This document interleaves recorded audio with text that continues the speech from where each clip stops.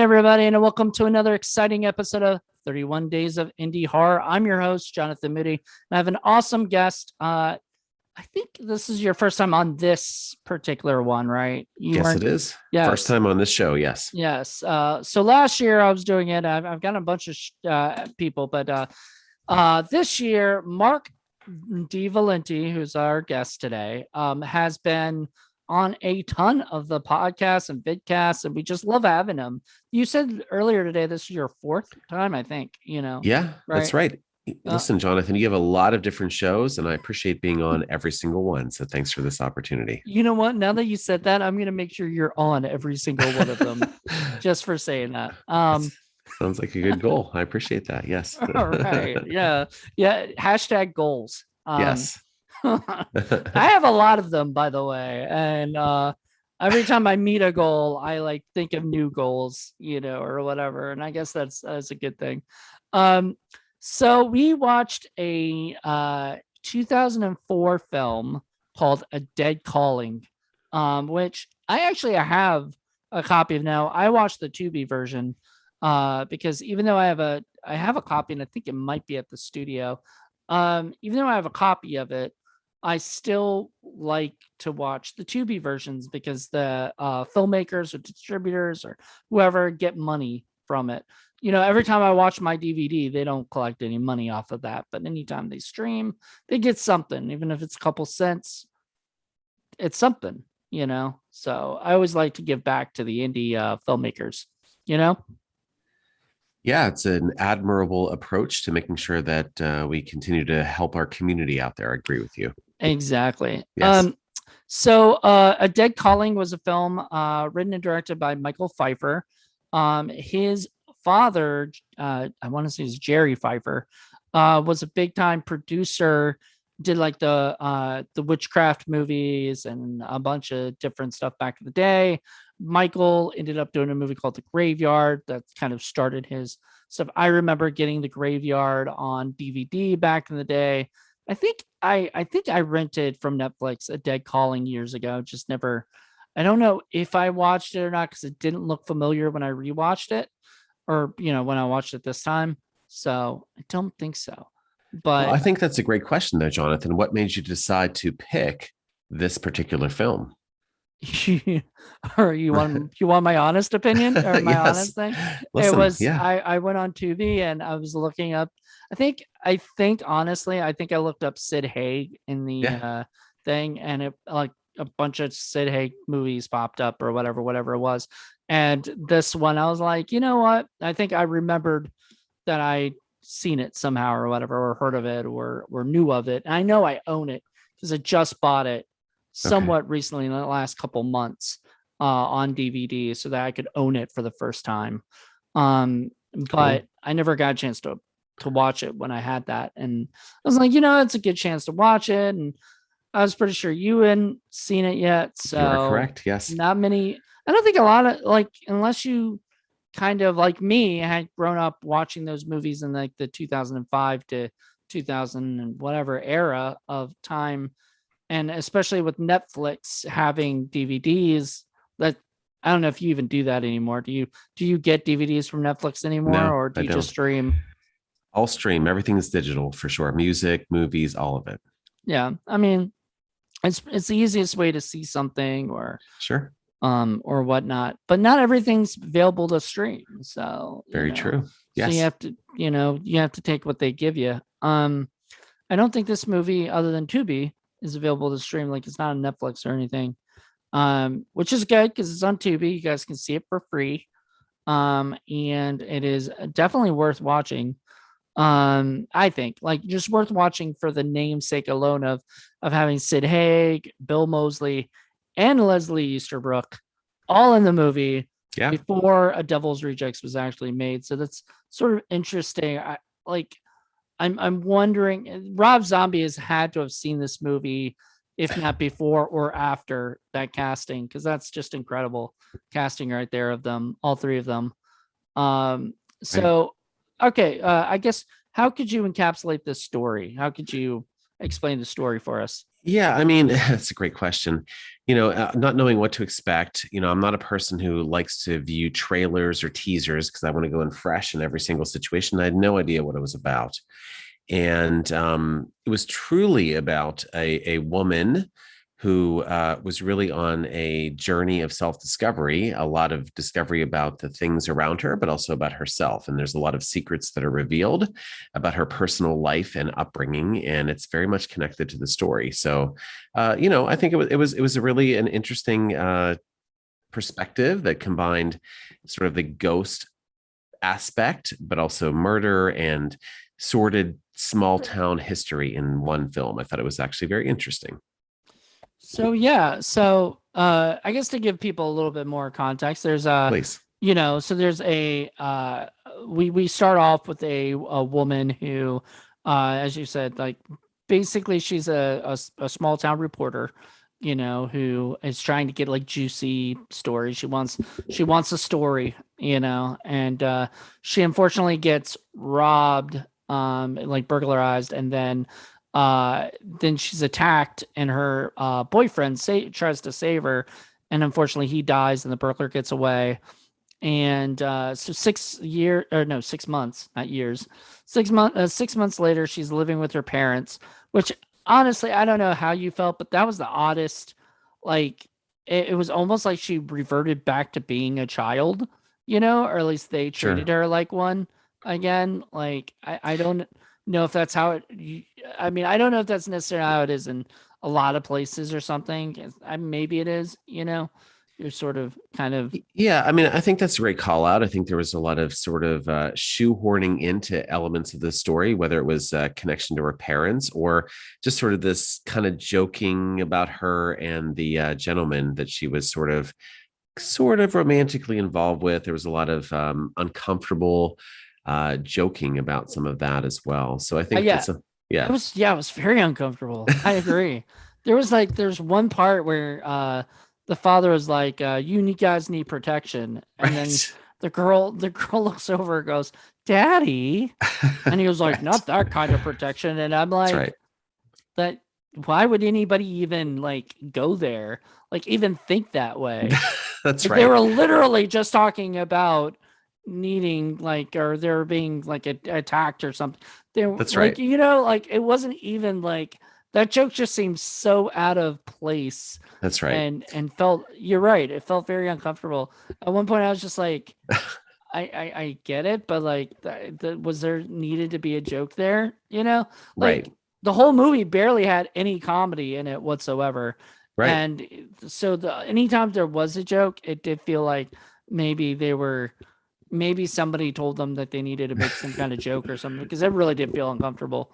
That's right. Um, but oh man, was it great to see Sid Haig again? Yeah, it really it really was. I mean, and he played the dad, right? So it's kind of Yeah. interesting to see him sort of in this lower key role. I mean, some of his elements of the movies he obviously is more well known for have come out, but I think it was just kind of interesting to see that. And obviously, Leslie Easterbrook was his wife, and Uh-huh. And the compared to mother. her and the mother, right? So it compared to her performance in Devil's Rejects, she was kind of again more low key. So it's kind of interesting to see these two, as this mother and father in the story. And Bill Moseley as the chief. Yes, It's just like everybody was almost like they were playing the exact opposites of whatever they played with Rob Zombie. that's you right. know um which I was always disappointed that Leslie Easterbrook was only in in like was the stuff that happened to her character in Devil's Rejects and Sure. stuff. That she wasn't going to be back. We knew Right. this, but she was back in other Rob Zombie movies because obviously Rob likes her, and I've Yeah. met her once, and she's one of the Oh, sweetest ladies you'll ever meet. I mean, met her at a horror convention, Scares I Care, cool. and she was just super down to earth. Like, I mean, I gave her a copy of Scary Story Slumber Party, Oh, and she nice. got mad at me for one thing. What? My name wasn't on the poster, like the cover.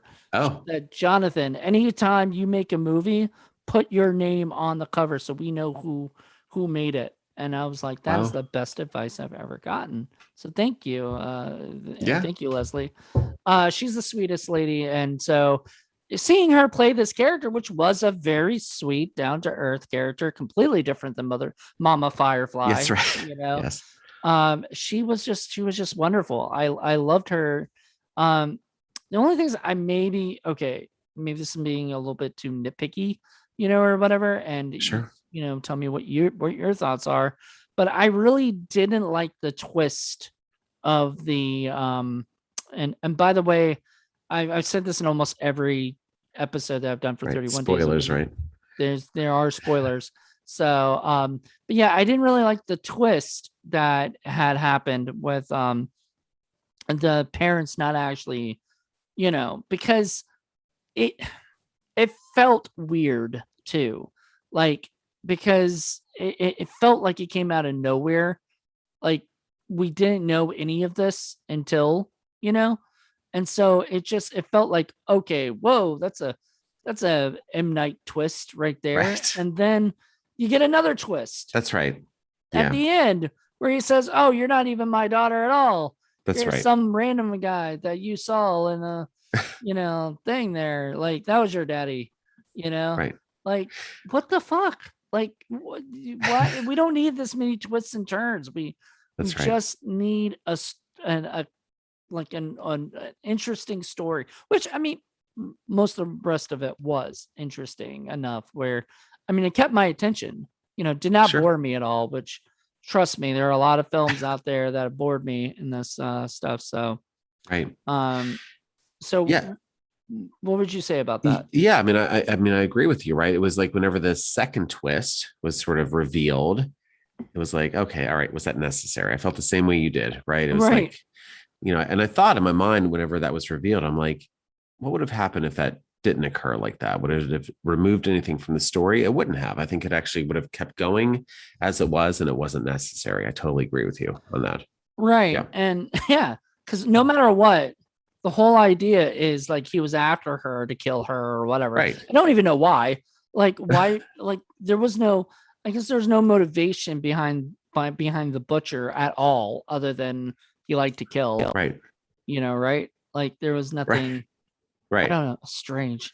Um, but yeah, the butcher, who I thought the guy was great. Unfortunately, I found out the guy who acted as Oman, I think is his last name, passed away Oh. this year, I Oh think. wow. So Okay. I'm wondering if it didn't say, but I'm wondering if it was anything to do with COVID or whatever. But it was sad to hear that, however, he was in his 50s when he made this in 2003 or four or whatever. So, whenever they shot it. So, Yeah. that's almost 20 years ago. So he'd be in his 70s. I mean, still, that's Right. young, Yeah. Agreed. Yeah. young for these days, you Right. know. Agreed. Um, Yeah. Yeah. I mean, I think he did a great job. I think, given everything in the story, I think that the actors did a great job of doing what they were doing out there and portraying the characters. So I think, yeah, it was interesting. That's for sure.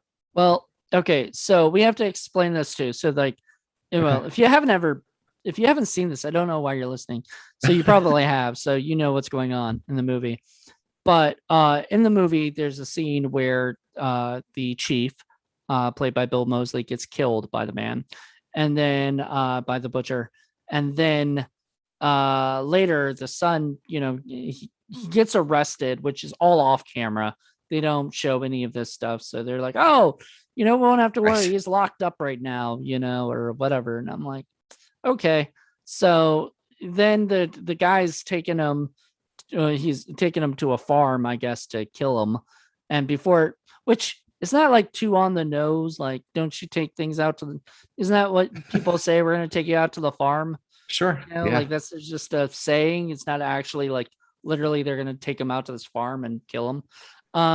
But right. So anyway, he takes him out, and the guy's just being a dick in the car saying, how much your daddy loved dying and blah, blah, blah. And so he's like, I'm just going to kill you right here in the middle of the fucking, like, where anybody could like drive by and see, it wasn't like that was like it wasn't nighttime. You know what I mean? It was Right. broad daylight. I mean, that was, to me, honestly, that was the stupidest scene in the movie. And then the worst, like at first I was like, oh come on, really? You're gonna do this like right in public? All right, whatever. So I'm like, all right, just shoot the man. But then I was like, he can't shoot the guy, then it'll be over, right? Like then Right. what's gonna happen? Right. How's any of this gonna get resolved? So he's gonna have to escape. Like all of this is going through my mind. So like it's Right. taking way too long for anything to happen. Because if That's my right. mind can start gathering this information, it's taking too long. And like the guy keeps punching him and fighting him. And Right. then the guy, of course, headbutts him Right. and Of gets course. free, or whatever, basically, and kills him, Right. And I'm like thinking, the fuck, man? Like, what is the point of any of this except that he has to get out and he uses the key and gets out of his handcuffs and That's drives the right. car. And I mean, it was just ridiculous. Yeah, I mean, there's definitely a lot of stereotypical tropes in this, including that particular scene, right, where you have a prisoner who's egging on the law enforcement person and trying to get them mad enough that they start doing something that's reactive and emotional, and then it's an opportunity for the prisoner to escape. I mean, it's definitely something that we've all seen a million times, right? So I think Right, that was because and I hate to say this, but I think Michael Pfeiffer was kind of backed into a corner when he was writing the script of like, mhm, okay, now I've got him. Like, how do I get him out of this situation? Okay, I'm just gonna have him take him out and then headbutt and then grab the keys, get out of the handcuffs, which that's gotta be tough as shit. Grab keys with your handcuffs tied yeah. behind your back, and I mean this guy's like a fucking magician or some shit. Yeah, I think that's actually a really good point. It's funny because in that specific scene, when he was sort of kneeling over or crouching over the cop, right, with his Mm, handcuffs on, I'm like, how does he know where to get those keys? And he was like, in that belt that the guy had. I mean, listen, from in movies, I've played a cop before, right, and had to wear those belt, and there's like all sorts of things there and hidden compartments and flashlights and guns and all this other stuff. And I'm like, how does this guy know exactly where to get these keys with that? So it was kind of an interesting, it kind of took me out of the movie at that moment because I was wondering right. that same question myself. Yes. Because that's the problem with these movies is you can't have like you can't have a real moment. You know what I Right. mean? You Right. can't have a and that's what draw my co-host Paul, he goes nuts about those scenes because he's like, that's not real. That couldn't happen, that kind of thing. So I'm just like, but as a writer, you can't have these slow moments where the guy is struggling to figure out where the key is, and it takes Sure. about like 2 minutes to do that Right. because Right. like nobody's gonna want to see that, That's right. You'd Right. have to figure out a way to just skip ahead to all right, he's That's already right. got the keys off or whatever, and then let the audience, I guess, because as a writer, that's what I end up doing. If I get Mm. stuck in those scenes, I just cut to basically just headbutts, cuts, Yeah. right? We don't need Right. to know how he got out, That's right. like we don't need to see that shit. That's right. But for them to do it that quickly, it doesn't. It's Yeah, you're right. Well, yeah, I mean, we can sit there and nitpick, as you said, like the different tropes and the cliches that were in as part of this.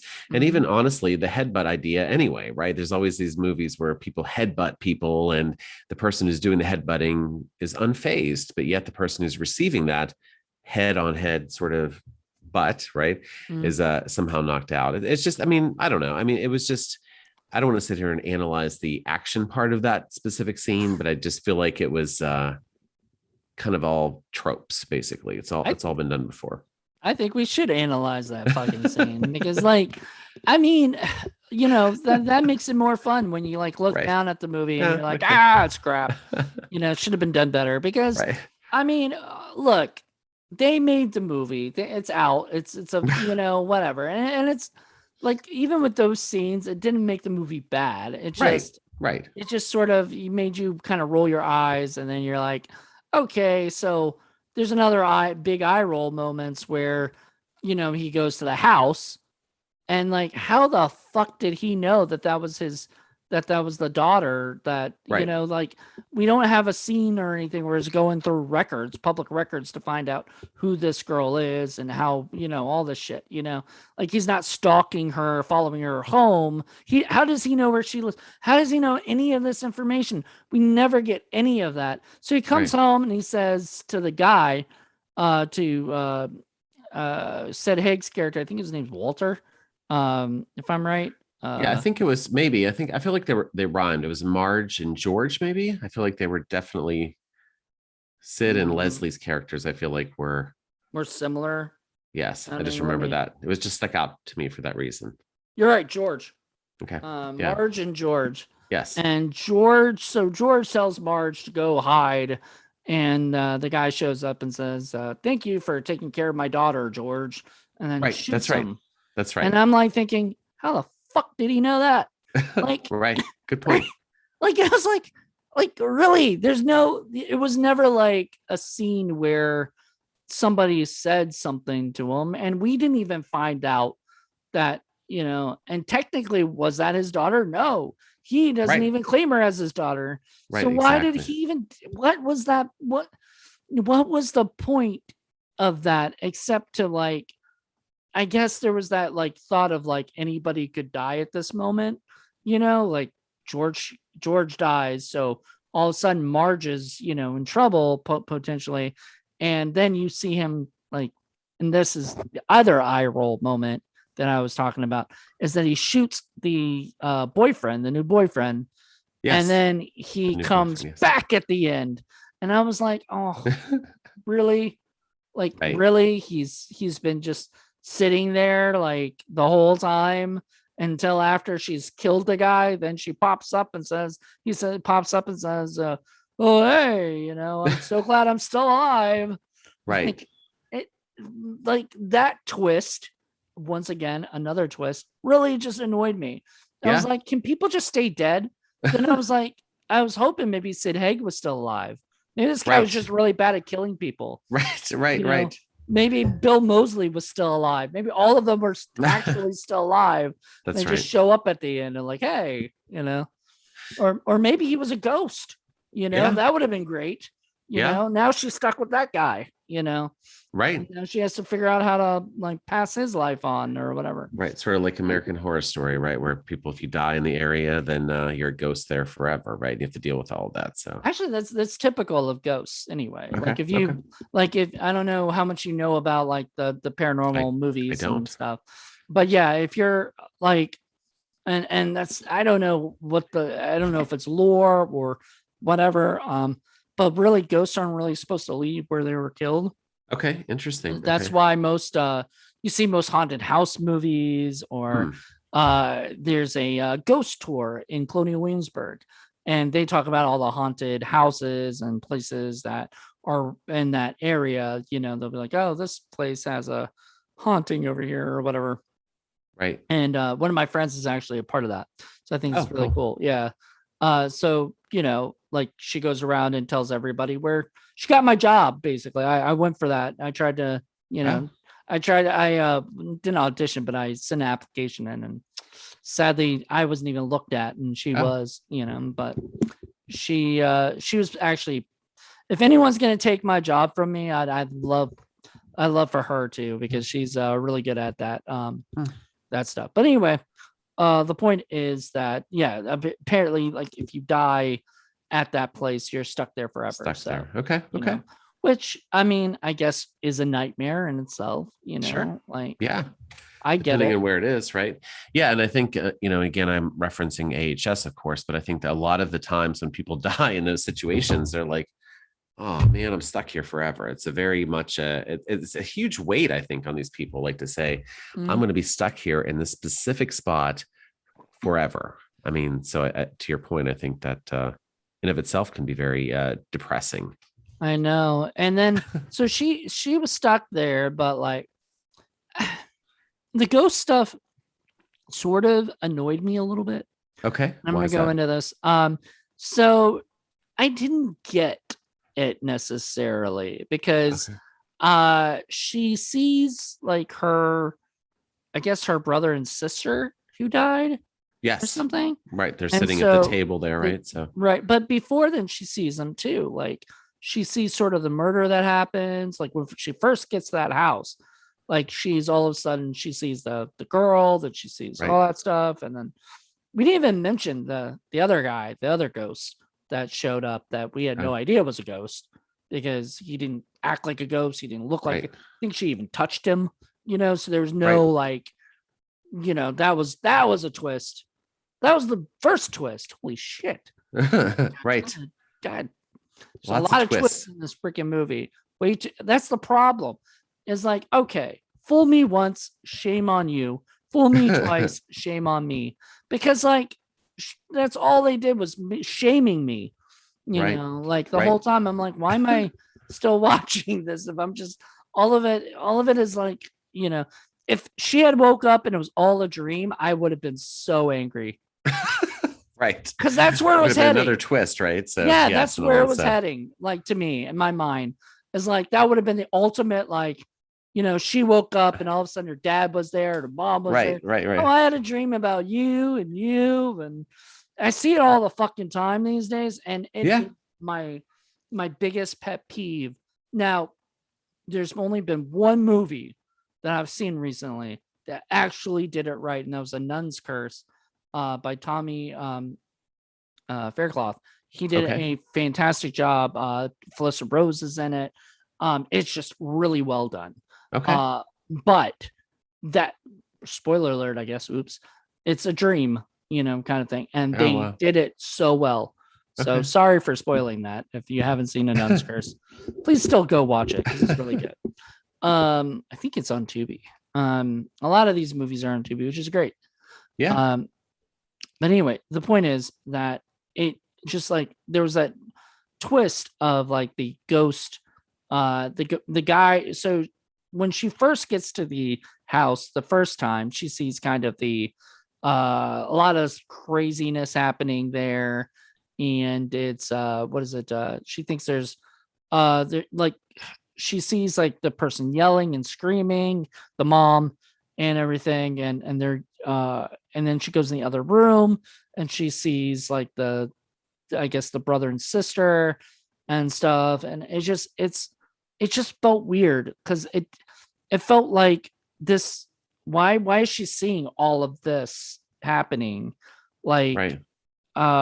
like I don't get these kind of movies where they show that because it it's not isn't it like a flashback that happens with like ghosts wouldn't do that, like I don't think. And it's not just him who does this, like, or whatever, it's not just this movie. There's tons of movies that do it, and it just annoys me because I'm like thinking I've never heard of anyone in real life that has dealt with ghosts or whatever, ghost Yeah. hunters or whatever, that have seen a play by play. It's only in Right. movies and television shows that Right. happens. And so it's just sort of annoying to me. But Yeah. I mean, it's another trope, right? It's another, I mean, there's a lot of tropes and cliches in this movie. And I think that you just identified another one as well, for right. sure. So, and you don't really like cliches in movies, do I you? don't actually, as a person who studies human behavior, whenever we see, thank you, by the way, for calling that out because I've mentioned it before. Whenever we see a cliche, our mind sort of disengages because we're like, all right, we've seen this already. Like, yeah, okay, get it. The girl's falling down while being chased by the slasher, right? So it's like, it's not interesting. And we just sort of zone out because our human primal brain is, again, focusing on the environment and looking for things that are new that may kill us. So we are it's our primal brain, whenever we see things that are the same, saying, you know what, I'm not paying attention to this anymore. So, Mm-hmm. yes, cliches. I actually do a class when I teach called Can the Cliches, which really talks about the impact that cliches have on our brain and how much it just makes us zone out. So when I see them in movies, it just makes it extremely boring. Right. Well, that's interesting. I never really thought about that because that brings up a good point of like you said slashers falling, the people falling Right. down. All the cliches, right? Well, it's funny because like how many years of like over hundreds of years of movies, right? Like over a Right. hundred, have existed, so how Right. many times have people told stories, Right. after a while, like in 200 years, like there's not going to be anything new, That's you right. know, right? That's right. Yeah, Um, I think that's a great point, right? Is that it's harder and harder as time goes on, especially as more movies are put out there to try to come up with something that's new and innovative. Agreed. exactly. So when something comes along that is new and innovative, then Yeah. everybody copies what was Right. new and innovative, That's right. making it a cliche That's right. later. So it's That's like right. like I was It's gonna say, like Scream pointed out how cliche some of these things are in the scene where that's right. Nev Campbell is saying, oh, I hate horror movies because they're always running out the running up the stairs when they should be running out the front That's door. right. That's right. It's right, it's so ridiculous. And then she does it, right? Right. But it's Right. like, but it's because the door was locked, it made Right. sense. It's a But it different was spin. It's a different spin on it. I think that's what makes it different, but right? then other So people do that. People are like, point that out and then do the same thing on purpose, not, that's right. not because it's, Right. whatever. So it becomes the things that are trying to be a new and original become cliche, and it's just That's right. it, Yeah, it's really hard. It's really hard to do that. I think about being a fan of the original Texas Chainsaw Massacre. It's one of my top 5 favorite films. The remake from 2003 did a great job Mhm. because you have, and again, spoilers, right? So you have the hitchhiker in the beginning. You think maybe, all right, so it's a girl instead of a guy, but oh my god, it's not the same thing. It just did an amazing job of making it like the first one, but so many different twists on it. So I think as opposed to, let's say, the remake of Psycho, which was essentially a shot Oh, for shot remake right. in which nothing like that's my all-time, I think, worst, most hated remake is the Well, Psycho remake. it just doesn't. It's like they also did the same thing with Cabin Fever, and I'm That's right. like, Yeah, I that's don't right. know why. Like, I mean, I don't even know why remake that movie at all, because Right. not that they should have just done another sequel, honestly, That's because yeah, right. they could have just done, another sequel and just added some more to the first original thing, or whatever, some lore to the original That's right. movie or Exactly. something. But like, instead they decided to remake it. I don't know why Eli Roth even said that it was okay. He let Right. them do it. I mean, Eli, after that, and then his Death Wish movie, which was okay, but it was like, I mean, Right. it's getting to be the point where I'm like, Eli, you gotta do something, man. You gotta do something That's to right. get yourself out of this. But anyway, the point is, like, I agree, because like remakes, it's hard to do a remake. That's why I got so mad at Wrong Turn, Uh because they oh yeah. tried to do something different. Right. They tried to make it not about cannibal people, and they even threw a line about, renting a movie with cannibal mutants Right. or whatever. Right. Right. And Right. have you seen it yet? Yeah, I have actually, Okay. yes. And it's of course the cult and all that. So I actually didn't mind that, or even, dare I say, the Child's Play reboot as well, with the animatronic Chucky, just because I thought it was just such a different approach. Right. So It was a different approach, and I could dig that, but I didn't like what I didn't like about Wrong Turn was like, it felt too much like Midsummer, yeah, to right, with the me, and cult and everything, the right? So cult, and basically being on this, like, being on this land with everybody and having some kind of background of yeah, why and everything. But that kind of bothered me. But also the fact that like, you can't make a Wrong Turn movie and kind of not make it be about a wrong turn, like a typical well, wrong. that's I actually a mean, good point. Good point. the Wrong Turn It's in the itself title. was the fact that they went off the path that they were told not to go onto, which once again goes into cliche of like a bunch of hikers going in the woods being told not to go someplace, That's and right. then they do. And so, like, I don't know, that movie. So there's so to go back to Dead Calling, which Right. the title pissed me off, because I Oh, right. actually was thinking that there's going to be somebody calling somebody, Yeah, that's fair. That's fair but from the it, title. Yes. from the title. But then it was like she was getting a calling Right. from somebody, was calling out to her, and was her Well, right, which in of mom. itself, right, when you look at everything from The Sixth Sense to what's the Kevin Bacon movie with the girl in the basement, whatever it is, with the ghost. Oh, yeah, yeah, yeah. Right. So it's always like, okay, the ghosts aren't really scary. They're trying to tell a story and somebody's connected. So in of itself, there was sort of an overall cliche about, somebody communicating with the dead and trying to uncover the mystery too. So I would have been so angry if she were dead. Like oh if right, that was the right, twist. right. If Yes. that was the twist the whole time, because I was actually thinking that that was going to be the case, and then I kept going, okay, if they do that, it's not Right. going to make any sense whatsoever, because Right. like everybody there, spoke and acted. Now, it could have been cool. It could have been a cool twist if you found out that she was in limbo, and like everybody there was, everybody there was dead. Yeah. Like everything was dead, and all, like Well, it didn't matter, right. or something. That would have been cool. Well, and I think you're calling out some great points though, right? When I look at what do you call it, cabin in the woods, right? I mean, like you have people calling out and turning cliches on its head, right? So I Uh-huh. think your point is that that would be different. So it's not a cliche anymore. It's something different where we're kind of led down a certain path to believe something, and then oh my gosh, it's something entirely different. Right. So right, Which I mean would have been cool, but then again, also I guess limbo becomes cliche. That's what people right, do these right, days. I've right, done limbo twice already, or whatever, which is right, fine. I mean, right. we were joking about making short films that all have to do with limbo or something, which Right. I think it's, one of my favorite non-horror movies is Defending Your Life. Have you ever seen that with Albert I Brooks love and that Meryl movie. Streep? Right, right. So it's like just such a different take on the afterlife and just sort of realizing one's full potential. But it's one of my favorite movies because it's just so different.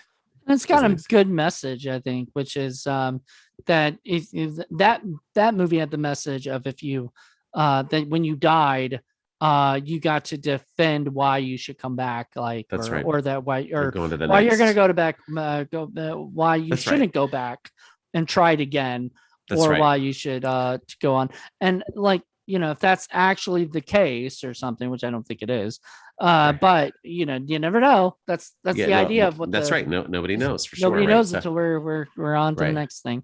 Well, So right. So, but I think that's a great example, right? Where the message is, have you lived your life in fear of doing the things you want to do? And if you did, then guess what? You got to do it over again. But my point of bringing that up is it was just such a different take, and it's a very underrated film. Different take on the afterlife and living one's life, and I thought it was pretty cool. So, I think Albert Brooks is a very underrated director. yeah, well, I'd agree with that as well. Um, Yes, very true. but and see, look, this is like I think Michael Pfeiffer's second movie that he ever made. So I'm not gonna fault him for anything, because hell, he had some amazing actors in his movie. Sure. He had everybody did a great job. Like there was nobody. My favorite character though was the guy the guy that was actually dead, and he got his next Oh, whatever, but like oh, yeah, Arnie or whatever his name Arnie, is. yeah, Yes, yes, yes. he was my favorite character because Oh, interesting. he was so out there Centric, and kind of. Yeah, yeah, kind of cool, kind of funny. yeah. And then you find out he was already dead, and I was Right, like, right.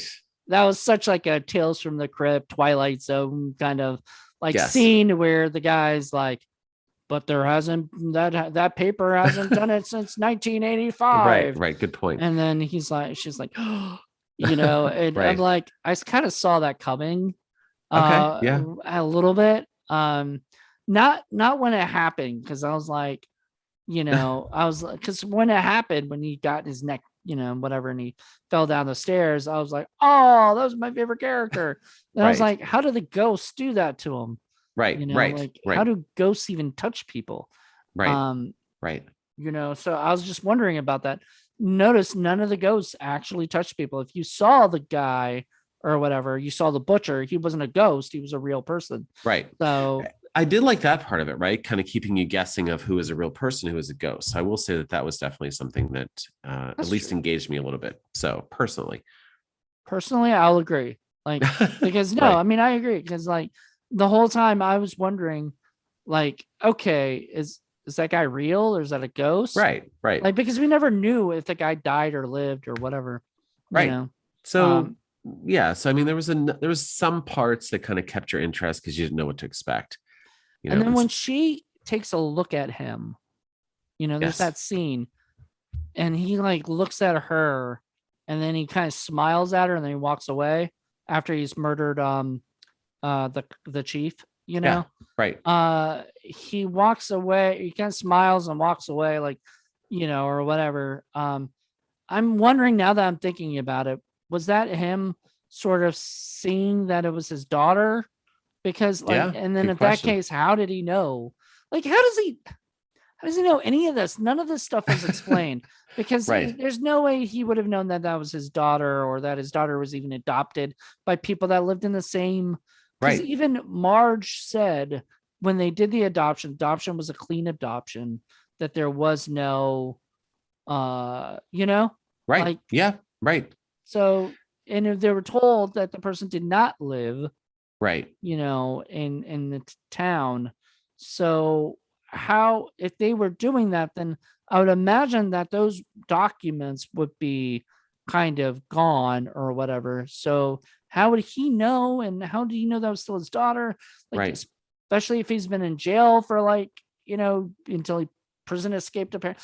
All of this, by the way, since it's an independent film, is all off camera. Like, you don't Right. see, you hear, Right. oh, he escaped from prison. That's how Right. he's, and now he's going back to prison, but he doesn't ever get there because they can't Right. afford a prison. Right. Right. On There's this no budget. set that has right. Exactly. So The jail didn't even really look like a jail. It just looked like some center that you could just, you know what I mean? Like, I don't think there was any actual jail cells, at right. the Oh yeah. police Right. station that we were Exactly. at. So it just looked like offices or whatever. It could have been, which is fine because, we don't need to see the jail.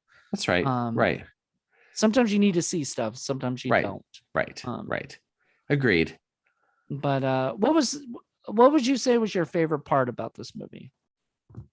Yeah. I'm not gonna, sugarcoat this. I really think it was seeing the team from Devil's Rejects. I think just anytime Bill Moseley was on, or Sid Haig or Leslie, I think just seeing them interact like that. And I wondered, like, how did they get involved with this? Right? Was it sort of like, okay, we're paying you for a day or two to film these scenes? And so I'm not going to lie, I know that sort of cheapens the whole entire movie by saying, like, I only cared about these particular actors, but I will definitely say that those were a draw for me. And whenever they were, to your point, whenever they were killed, it's like, oh man, come on, I'm done seeing them. Oh, there's a goof. There's some goofs. I was trying to look for trivia on IMDb, but there's apparently it says be the first to write some trivia. So Oh, sadly, okay. we'll never know that answer unless we talk to Bill Moseley or Leslie Easterbrook ourselves. Right. When Rachel is having breakfast with her parents, you can see her plate is empty at her mother's. As her mother places the father's eggs on the plate, Rachel sits down at the table, and there are eggs visible on her plate, as well as buttered toast. A moment later, her mother brings her eggs in a skillet, and the eggs that are on her plate a moment before are gone. Rachel's eggs disappeared as she was reaching for toast. So a little bit of continuity there. Right. Well, I mean, you've acted before, you've edited, you know that it's, and I know personally, it's like, crap, that I have that in my left hand or right hand, Right. It's like, I'm actually, until I've actually lived it, I'm like, no wonder that stuff happens all the time, truly, Right. Like even that stuff. Like, yeah, I probably, you know what? I'm the worst when it comes to that stuff. I am not that, like, I'm not on those film sets, but I'm saying, like, when I'm watching a movie, I don't really notice any of that continuity stuff. Like, somebody points stuff out to me and go, oh yeah, that wasn't supposed to happen. But like, unless it's like blatantly obvious, That's like right. day for night or whatever, day and night kind of thing, where it, like, my biggest pet peeve, and I found this out from watching I was watching Adventures in Babysitting the other day. Okay. I don't know if you've ever seen that. Yes, the original Adventures in Babysitting.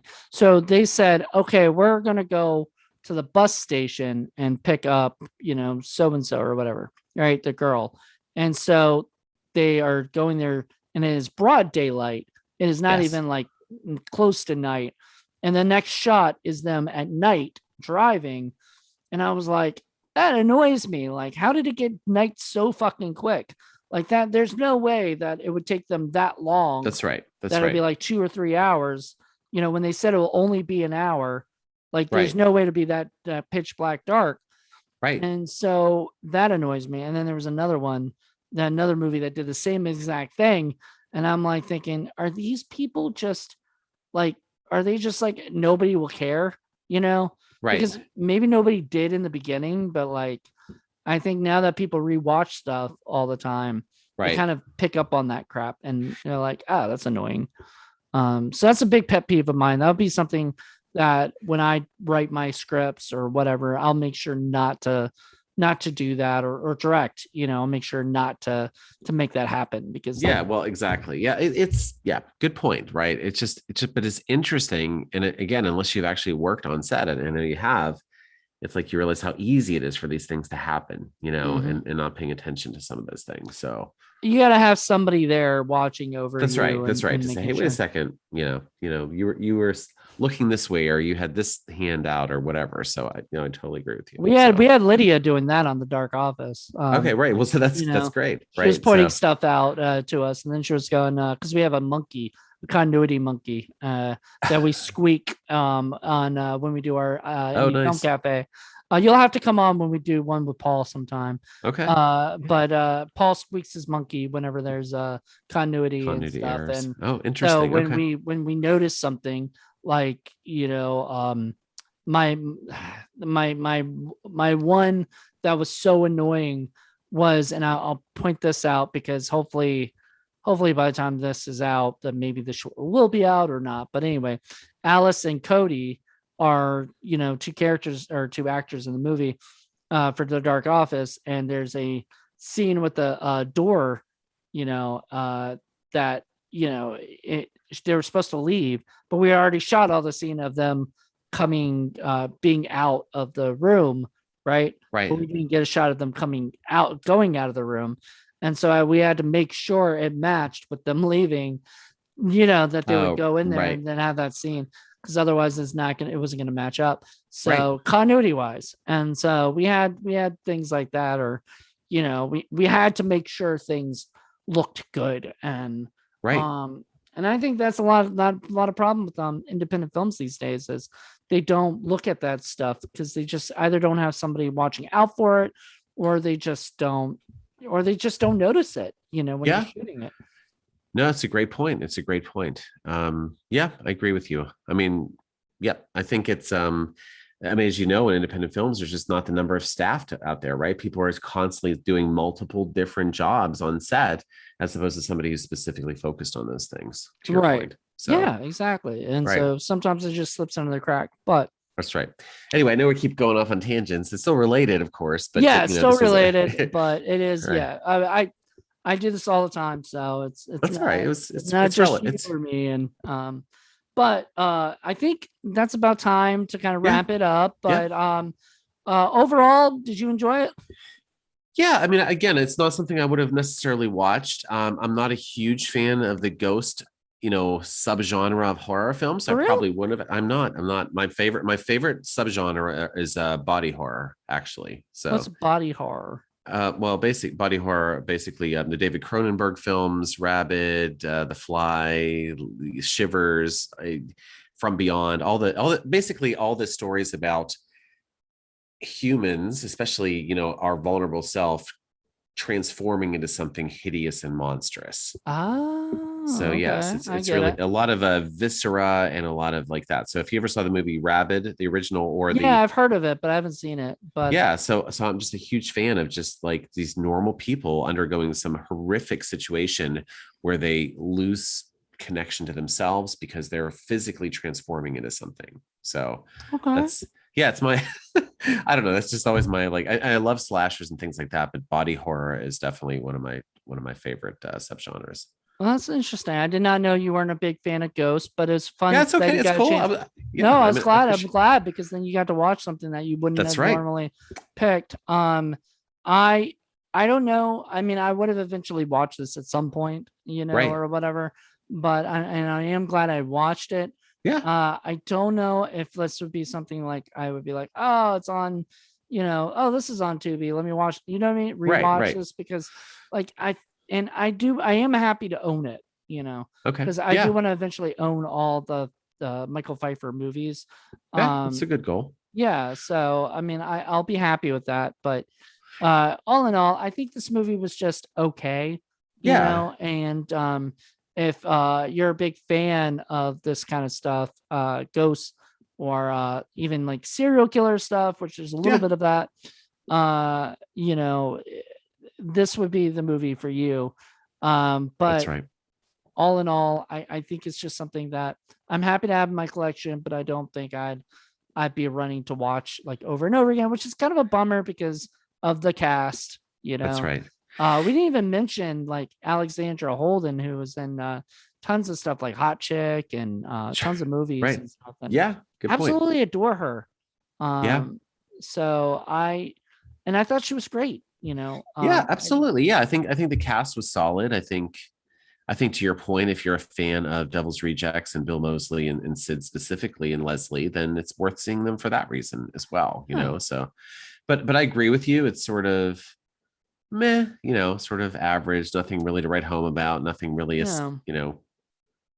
Kind of yeah, a bummer that that's the case because I feel like, I don't know, given the story itself and the characters and the actors, it could have been so much more. But once again, I think that goes to, this is like, I believe that it is second or third movie that Michael directed. yeah, And for that case, this is a pretty damn good sophomore effort, yeah, kind of yeah. thing. I'd agree. Yeah, yeah. I mean, it was average slash solid, and when it did. So Yeah. So, I mean, if you're in the mood for something that's just sort of, kind of, I'm not, I hate to say bland, but it's kind of bland, but kind of has some interesting stuff to it. right. Like the guy, the Arnie being my Yeah, favorite good character in point. it because he was Yes. just sort of fun and kind of takes the movie out of it, out of Yeah. like this serious level. Yeah, And, good point. unless you take the stuff that Sid would randomly say, oh, it's protection. Oh, this is the kind of protection I'm talking about. Right, right, right. And I'm Yeah. like, A what? little forced, but yes, yes. Yeah, like all those jokes. Um, any joke felt sort of forced unless Right. it was coming from Arnie, who was honestly supposed to be sort of the it felt like he was sort of the comic relief Yeah, I'd agree with that. of it. Yes, So that worked. But Sid Haig wasn't the comic relief. He was supposed to be the serious dad that's who right. really cared about his daughter so much, That's right. and she drove me nuts because I'm like, who fucking treats their 28-year-old daughter like Good they're point. 12? Like Yeah, right. Good so point. much. Yes. Yes. I don't know. Maybe the psychological bit that you're into. Maybe you can say that maybe it has something to do with the fact that she was adopted. Yeah, That could have they, been right. right? Overprotection and all. Yeah, right. Yeah, maybe Who that's knows? it. Yeah. Yeah, Who maybe. knows? Who Because knows, none of right? that's ever really Explored, right? So explored in some way or another. that's You right. know, would have been nice to have maybe a therapist or a psychiatrist talking Yeah, to that's her right. or something, because I mean she just dealt with a traumatic experience, Right. and everything. It would have been interesting had she been going to somebody to talk about this stuff too. That's actually a really good point. Instead of just sort of a plot device that moved it forward, where she went there, right, as opposed to the impact that it had on her. So I think that's a really Yeah, great point. would So have been interesting to kind of explore that yeah, stuff, I agree but with you. they didn't. Totally. Maybe if they ever do a remake to Dead Calling, that's what they would decide to do, which I don't. Do you ever remake movies that kind of nobody's ever heard of? I don't know. Not many Yeah. people have heard of, Right. but not saying that's a bad thing, because sometimes the movies that you haven't heard of, can be like, undiscovered gems. Yeah. So Absolutely. No, I agree. maybe people do like this. I don't know. Maybe Yeah. people I guess. like, Well, I guess they'll have to make their own decision based on yep, all this. exactly. So thank you for coming on the show Yeah. and My chatting pleasure. with me, and everybody. I hope you guys enjoyed this. Join me again tomorrow for another day of indie horror. Bye, guys.